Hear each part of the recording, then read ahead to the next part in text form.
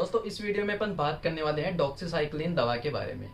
दोस्तों जब कभी भी अपनी बॉडी में इन्फेक्शन हो जाए, बैक्टीरियल इन्फेक्शन की अपन बात कर रहे हैं, या फिर इसके अलावा फेस पे रेड स्पॉट्स कभी कभी देखने को मिल सकते हैं, मेनली तो ये फीमेल्स में देखने को मिलते हैं, तो ये एक प्रकार का बैक्टीरियल इन्फेक्शन होता है। तो जब कभी भी ऐसी कंडीशंस अपनी बॉडी में डेवलप हो जाए तो इनको ठीक करने के लिए डॉक्सीसाइक्लिन दवा को काम में लिया जाता है। दोस्तों ये जो डॉक्सीसाइक्लिन दवा होती है एक एंटीबैक्टीरियल ग्रुप की दवा होती है, जो कि बैक्टीरिया की जो ग्रोथ होती है उसको रोककर अपनी बॉडी में बैक्टीरियल इन्फेक्शन को धीरे धीरे ठीक करने लगती है। दोस्तों जब कभी भी आप डॉक्सीसाइक्लिन दवा को यूज़ में लो तो हमेशा इसको खाना खाने के बाद ही यूज़ में लें, ताकि वोमिटिंग या फिर नोज़िया, जी मचलाना, उल्टी आने की शिकायत ना हो।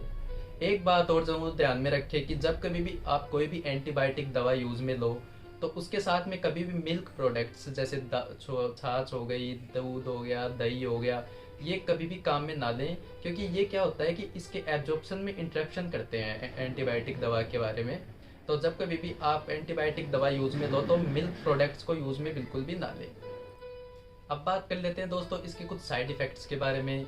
इसके साइड इफ़ेक्ट्स में मेनली देखा जाता है कभी कभी फोटो सेंसिटिविटी रिएक्शंस होने लग जाती है, या फिर स्किन पे रेशेज जैसे रेड कलर के रेशेज हो गए या फिर ब्लैक कलर के रेशेज हो गए, ये रेशेज देखने को मिल सकते हैं।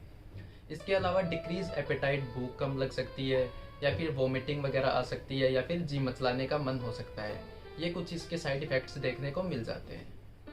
दोस्तों अब बात कर लेते हैं ऐसी कौन कौन सी कंडीशंस है जिन्हें अपन कॉन्ट्रा इंडिकेशंस बोलते हैं, कि अगर वो कंडीशंस किसी पेशेंट में पाई जाती है तो उनको इस दवा को बिल्कुल भी यूज़ में नहीं लेना चाहिए।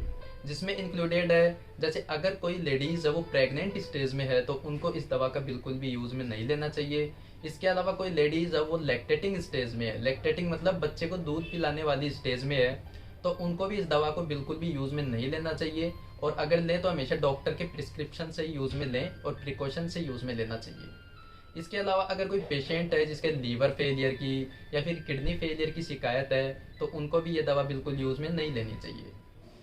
दोस्तों जब कभी भी आप दवा को यूज़ में लो डॉक्सीसाइक्लिन को, और लेते ही आपकी बॉडी में हाइपर सेंसिटिविटी रिएक्शंस कोज होने लग जाए, जैसे बार बार स्नीजिंग आना, आंखों से पानी बहना, छींके आना, या फिर नाक से म्यूकस का फ्लो होने लग जाना, पूरी बॉडी रेडनेस हो जाना, स्वेलिंग आ जाना, अगर ये कंडीशंस दवा लेते ही आप में डेवलप हो रही है तो हो सकता है ये हाइपर सेंसिटिविटी रिएक्शंस कोज कर रही है।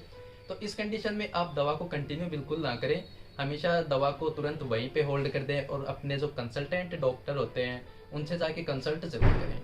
अगर आप ऐसा नहीं करते हैं और दवा को कंटिन्यू रखते हैं तो हो सकता है ये दवा आपकी बॉडी में एनाफाइलेटिक रिएक्शंस कोज करने लग जाए, जिसकी वजह से आपकी जान भी जा सकती है। तो ऐसा बिल्कुल भी ना करें। दोस्तों दवा को हमेशा डॉक्टर के परामर्श से यूज़ में लें, डॉक्टर के प्रिस्क्रिप्शन से यूज़ में लें। दोस्तों वीडियो थोड़ी भी इंफॉर्मेटिव लगी हो, थोड़ी भी नॉलेजेबल लगी हो तो वीडियो को लाइक एंड कमेंट ज़रूर कर दें। चैनल को सब्सक्राइब करना ना भूलें। Thank you.